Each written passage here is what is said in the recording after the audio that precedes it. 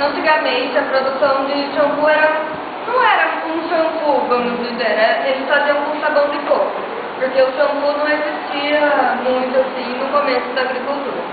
Então eles pegavam,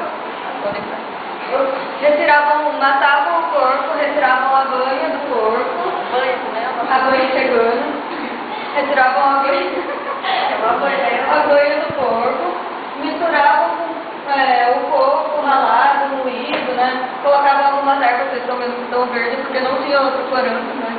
Misturavam com algumas ervas, daí eles pegavam e faziam bolinho, assim, como se fosse pedaços de sabão mesmo, colocavam no sol por uns 3 dias, por aí, colocavam no sol para endurecer.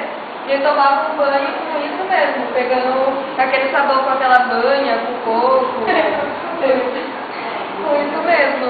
Não era um improviso mesmo.